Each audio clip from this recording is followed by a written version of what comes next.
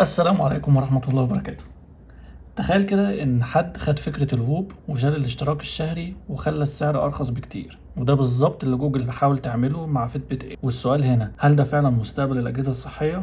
فات فترة قصيرة على إعلان جوجل عن فيتبت اير، ودي في رأيي مش مجرد بند صحية جديدة، دي محاولة من جوجل إنها تعمل نسخة أبسط وأرخص من فكرة الهوب بس للناس كلها. البند سعره تقريبا بيبدأ من 99.99 دولار من غير شاشة، خفيف جدا وبيشتغل مع تطبيق جوجل هيلث على اندرويد واي او اس. التصميم هنا بسيط جدا، مفيش شاشة، مفيش أزرار، مفيش إشعارات كل شوية، مجرد لمبة صغيرة جدا بتلون باللون الأخضر والأحمر بس علشان تعرفك لو البطارية بتفضى ومحتاجة تتشحن.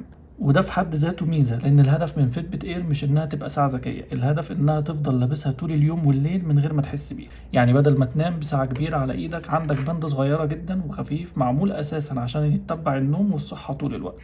البند معمول عشان تتبع الصحة، بيتابع حاجات مهمة جدا زي نبض القلب طول اليوم، النوم والمراحل بتاعته، معدل التنفس والأكسجين في الدم، تغير نبضات القلب، مؤشرات الإجهاد والراحة، وتنبيهات اضطراب نبضات القلب. وده بيخلي المنتج قريب جدا من فكرة الووب، جهاز مش معمول علشان يشتتك، معمول علشان يفهم جسمك. ولو هتدفع اشتراك مقابل $9 في الشهر هتاخد مميزات إضافية. النسخة المدفوعة من جوجل هيلث بريميوم مش مجرد رسوم بيانية أكتر وخلاص، دي تقريبا بتحول فيتبت اير من مجرد بند إلى مدرب صحة شخصي شغال بالاي اي جيميناي. وده من اهم المميزات الاضافيه في الاشتراك.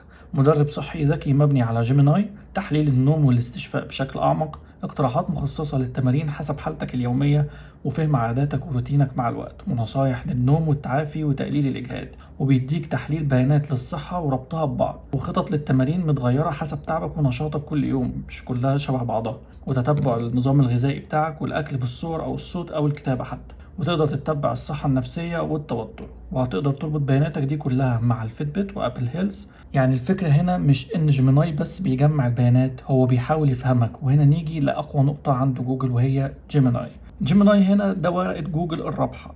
تطبيق فيتبت بيتحول إلى جوجل هيلث، وجوجل بتدخل مدرب صحي ذكي يقدر يحلل بياناتك ويقدم لك نصايح في النوم والتمرين والصحة، ويقدر يربط البيانات وتطبيقات تانية. يعني بدل ما البند يقول لك نومك كان وحش، جيميناي ممكن يقول لك نومك قل آخر 3 أيام وتمرينك كان تقيل، فالأفضل تخفف النهاردة. وده لو اتنفذ صح ممكن يبقى أقوى من مجرد أرقام ورسوم بيانية. ونيجي برضو لأهم نقطة بالنسبة لي في فيتبت اير أو أي باند زي الهوب مثلا أو الفيتبت اير، إن البطارية بتاعتها تقدر توصل لأسبوع كامل بدون شحن، وكمان شحن بس 5 دقايق بيديك استخدام يقرب من يوم كامل.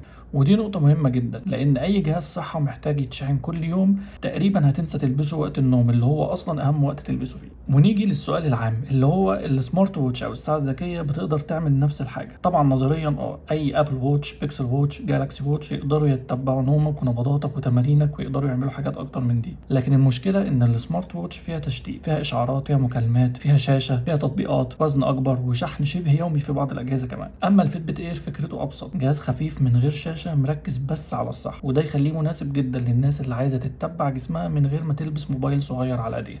طيب هل فيتبت اير بتنافس ووب؟ هي ممكن تنافسها بس بشكل غير مباشر. بس قبل ما نعرف هي هتنافس ووب ولا لا، نقدر بس نفهم مين ووب اصلا. شركة ووب اتأسست سنة 2012 على ايد واحد اسمه ويل احمد، وهو رائد اعمال امريكي من اصل مصري، وهو عملها اصلا علشان يقدر يتبع صحته لان هو كان لاعب سكواش. اخر جولة تمويل كمان كانت للشركة كانت لسه قريب في 31 مارس، ورفعت فيها 575 مليون دولار، يعني التقييم بتاعها وصل الى ما يقارب 10 مليار دولار. وده بيوضح ان ووب مش بس مجرد بند رياضي، دي شركة بقت كبيرة جدا في سوق الصحة والأداء. ووب بقى منتج له صورة معينة، رياضيين ورجال أعمال، ناس مهتمة بالأداء وكمان فيها إحساس إن المنتج بيدي على مستوى معين أو نمط حياة معين. أما الفيتبت اير فهي بتستهدف شخص مختلف، واحد عايز نفس الفكرة الأساسية بتاعة الهوب اللي هي النوم، الراحة، الاستشفاء، متابعة الجسم، بس مش عايز يدفع اشتراك كبير كل سنة. كده احنا فهمنا الفرق ما بين الفيتبت اير وما بين الووب. فلما نقارن ما بين الفيتبت اير والووب ضد ابل ووتش مثلا او سامسونج ووتش، هنا بنلاقي ان الابل ووتش بتقدر تتبع حاجات،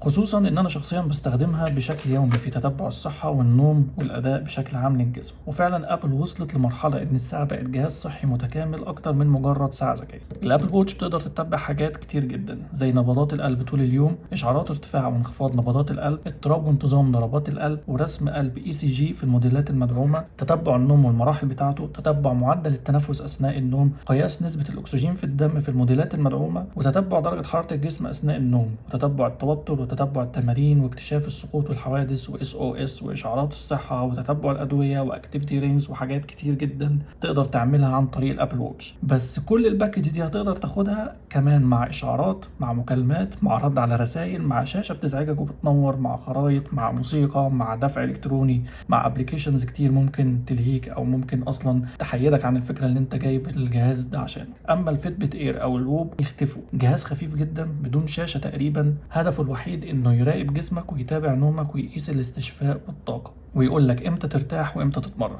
وده اللي بيخلي ناس كتير تفضلهم خصوصا اثناء النوم، لان فعلا في فرق ما بين النوم بساعة ذكية كاملة على ايدك وانت نايم، وما بين بند خفيف جدا ممكن تنساه بكل سهولة كأنك لابسه. ولو اتكلمنا عن الاشتراك هو المقارنة الحقيقية. ووب بيعتمد بشكل كامل على الاشتراك والخطط الشهرية، زي ووب 1 اللي هي حوالي $25 شهريا، او ووب بيك اللي هي حوالي $30 شهريا، ووب لايف اللي هي حوالي $40 شهريا. ووب بيأكد ان الاشتراك بيتجدد سنويا وبيدفع مقدما. اما فيتبت اير فالبند نفسه بيتباع بسعر $100 زي ما قلنا قبل كده، تقدر تستخدم بيانات النشاط والنوم والصحة بدون اشتراك اجباري. اما الاشتراك الاختياري في جوجل هيلث بريميوم بيضيف مزايا اعمق زي المدرب الصحي المبني على جيميناي، وسعره $10 شهريا او $100 سنويا. ودي نقطة قوة ضخمة لجوجل، لان المستخدم هنا مش حاسس انه محبوس في اشتراك علشان الجهاز يشتغل. الخلاصة، فيتبت اير مش هيقتل ووب. ووب في فئة تانية، منتج أغلى، اشتراكه جزء من التجربة، وموجه أكتر للرياضيين الجادين ورجال الأعمال والناس اللي بتشتري فكرة الأداء العالي. وعنده خوارزميات وذكاء اصطناعي تم تطويرها على مدار السنين إنه يفهم الجسم بشكل أفضل ويديك مؤشرات حقيقية تفيدك في تتبع المؤشرات الحيوية في جسمك وإيه اللي محتاجه بالظبط في كل وقت. فأنا شايف إن ووب لازم تركز على الميزة دي وتطورها بشكل أفضل، بشكل يديها ميزة تنافسية مع أي منافس حالي أو مستقبلي. حتى لو كان سعرها عالي، هي كده كده سعرها عالي وانتشرت، فاكيد لو عملت مزايا اكبر وطورت من خوارزمياتها وتطبيقاتها في الذكاء الاصطناعي هتقدر تفضل زي ما هي وتسبق كمان. لكن فيتبت اير ممكن يعمل حاجه اهم، يخلق سوق جديد لناس كان نفسها اصلا تشتري ووب بس مش قادره او مش مقتنعه بفكره الاشتراك، بسعر اقل بكتير ومن غير اشتراك اجباري. ومع قوه جيميناي وجوجل هيلث، جوجل ممكن تقدم واحده من اذكى تجارب تتبع الصحه للناس كلها. ودي اخطر منافسه، مش انك تاخد العميل اللي موجود عند ووب اصلا دلوقتي، انك تجيب ملايين